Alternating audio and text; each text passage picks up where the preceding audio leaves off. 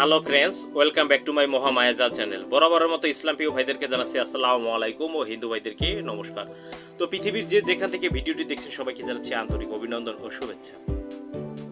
বিভিন্ন জায়গায় দেখি কালী পুজো স্পেশাল, দীপাবলি স্পেশাল, এই সমস্ত ভিডিও সবাই দিচ্ছে। তো আমি চিন্তা করলাম, তো যদি আপনাদেরকে আমি না দিই তাহলে বলবেন আপনি কিছু দিচ্ছেন না। তো আমি এমন আজকে জিনিস নিয়ে আসছি যেগুলো করলে কিছু কিছু টোটকা আছে, যেগুলো করতে পারলে আপনি সারা জীবনের জন্য অনেক কিছু করতে পারবেন। তবে এই সমস্ত নিয়ে একটু ভিডিওটা বড় হতে পারে।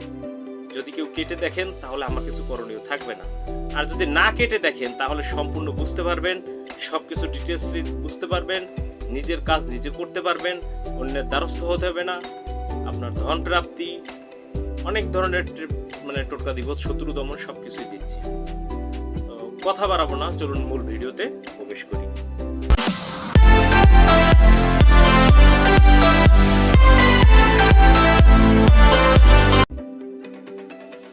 সো ফ্রেন্ডস, ফিরে আসলাম একটা ইন্টুর পর। এখন কথা হচ্ছে দীপাবলি স্পেশাল। দীপাবলি যে প্রদীপ জ্বালানো হয়, দীপাবলিটা আমরা তো এখন তো এমন একটা যুগ এসে গেছে মোম জ্বালায়। আগের দিনে কিন্তু মোম ছিল না, তখন প্রদীপ জ্বালাইতো সরিষার তেলে। আমি সবাইকে সাজেস্ট করব, যারা হিন্দু আছেন, তারা সনাতন ধর্মের আছেন, অবশ্যই মোমটাকে পরিহার করে প্রদীপ অন্তত না হলেও 5টা প্রদীপ, উঠানের সামনে 5টা প্রদীপ জ্বালাবেন সরিষার তেলের অথবা তিলের তেলের। তিলের তেলটা হলে বেশি ভালো হবে। যদিও সোমবার দিনকে দীপাবলিটা পড়ছে, সোমবার দিনকে, এই সোমবার দিনকে, আজকে শুক্রবার, শনি, রবি, সোম। আর এই দিনে তান্ত্রিক ক্রিয়া যত কাজ আছে, মনে করেন যারা টুকিটাকি কাজ করতেছেন, মানে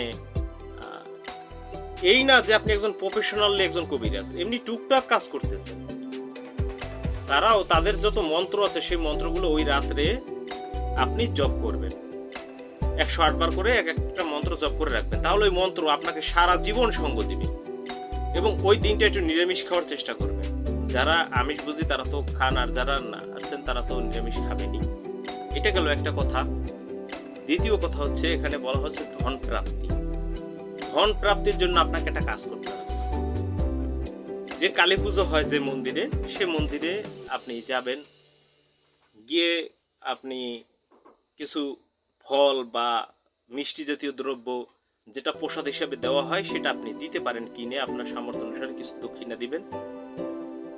আর যারা ইসলাম প্রিয় ভাই আছেন, পারতেছেন না যে না আমরা কালী মন্দিরে আমরা যাব না, এটা আমাদের অভিরুচিতে না, বা এটা আমাদের ধর্মের নিয়মে না, আমরা অন্য পুজোয় যাব না, যাইয়েন না, সমস্যা নাই। কিন্তু পুরোহিতের কাছ থেকে ওইখানে যে ঘট পাতা হয়, ঘট, ওই ঘটে নিচে কিছু ধান দেওয়া হয়, ওইখান থেকে 1টা 2টা 3টা ধান যেভাবে হোক সংগ্রহ করবেন।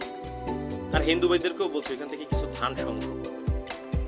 ওই ধানটা বাড়িতে নিয়ে আসবেন, বাড়িতে এনে তার সাথে একটু সিঁদুর মিলাবেন, একটু ফিটকিরি মিলাবেন, একটা গোটা পান দিবেন, একটা গোটা সুপারি দিবেন, তারপর একটা লাল সুতায় পোটলা বেঁধে আপনারা ঘরে যেখানে টাকা পয়সা রাখেন সেখানে আপনারা রেখে দিবেন।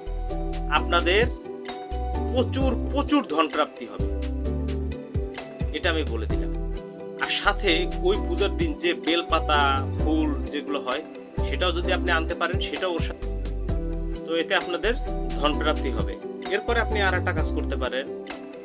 যারা বশীকরণের জন্য খুব চেষ্টা করতেছেন, কোনো অবস্থাতেই বশীকরণ করতে পারতেছেন না, কালী মন্দিরে মাকে যখন পূজা দেওয়া হয় দেখবেন তখন একটা কুলা সাজানো হয়, সেখানে অনেক সিঁদুর রাখা হয়, এইটা রাখা হয়, ওইটা রাখা হয়, আলতা সহকারে সবকিছু দেওয়া হয়।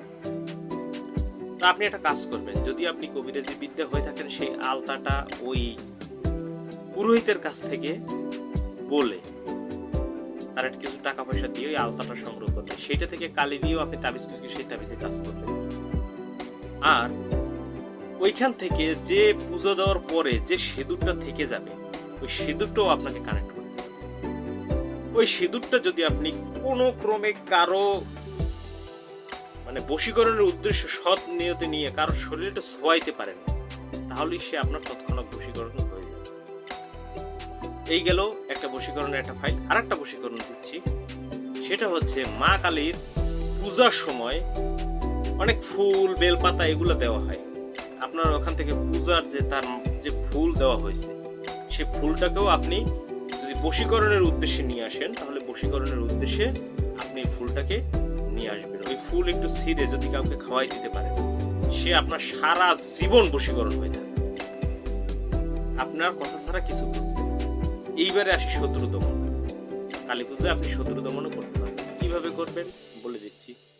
কালী পূজায় সিদ্ধিরও দরকার হয়, যেহেতু মহাদেবের থাকে ওখানে সিদ্ধি দেয়, এটা যে নিয়ম না, তারপরও দেয় ওটা আঞ্চলিকভাবে।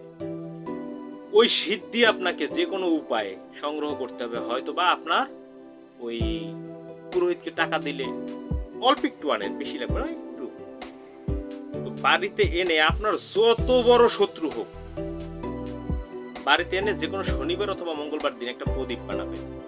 সেই প্রদীপে সরিষার তেল দিয়ে আপনি সলতা দিয়ে ধরাই দিবেন, আর ওই তেলের ভিতরে আপনি সিদ্ধিটুকু রেখে দিবেন।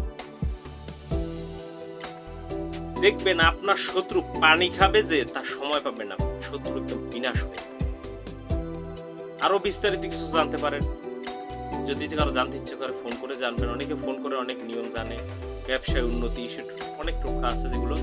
কালকে আবার আমি এই বিষয় নিয়ে বিস্তারিত আলোচনা করে বড় ভিডিও দেব এবং লাইভে এসেও আপনাদেরকে বোঝানোর চেষ্টা করব। সম্ভবত কালকে লাইভটা করব আমি। আপনারা যদি একটু সময় দেন আমাকে, তাহলে একটু কমেন্টে লিখবেন যে আমি লাইভে আসবো, তাহলে কালকে রাত্রে আমি 1:30টার দিকে লাইভে এসে আপনাদেরকে আমি সব বুঝিয়ে দেব। আর এই নিয়ে কোনো প্রশ্ন থাকলে আপনারা ফোন করতে পারেন। আর মহামৃত্যুঞ্জয় কবচ, রক্ষা কবচ, এই কবচ, সেই কবচ, মুক্ত কবচ, যা লাগে আপনাদের কাছে, আমাদের কাছ থেকে আপনারা নিতে পারেন। সেজন্য আমাদের দেওয়া যে নাম্বার আছে, ইমো বা হোয়াটসঅ্যাপে যোগাযোগ করতে পারেন, সরাসরি ফোন করে যোগাযোগ করতে পারেন। ব্যক্তিগত কাজ দেশ দেশান্তর দূর থেকে যত দূরে হোক করে থাকি, স্বল্প হাদিয়ার বিনিময়ে আপনারা করে থাকবেন।